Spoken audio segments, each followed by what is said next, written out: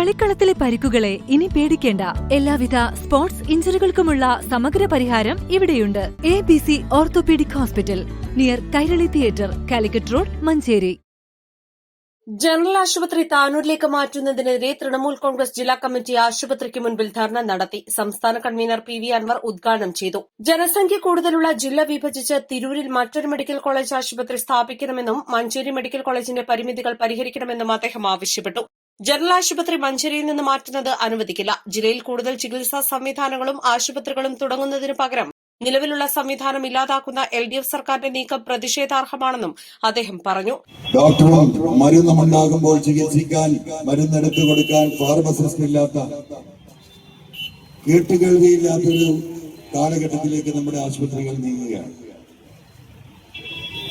CAG കണക്ക് പ്രകാരം കഴിഞ്ഞ 2023-24 വർഷം കേരളത്തിലെ പ്രൈവറ്റ് ആശുപത്രികളിൽ അവരുടെ വിറ്റുവരവായി കണക്കാക്കുന്നത് 50,000 കോടി രൂപയാണ്. സംസ്ഥാനത്തിന്റെ ബഡ്ജറ്റ് എന്ന് പറയുന്നത് തന്നെ 1,50,000 കോടിയാണ്.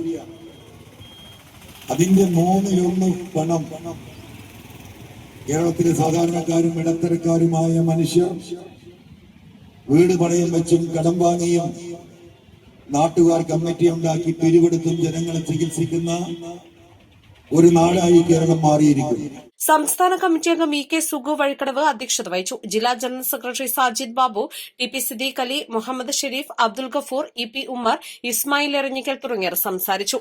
East Live, Manjeri.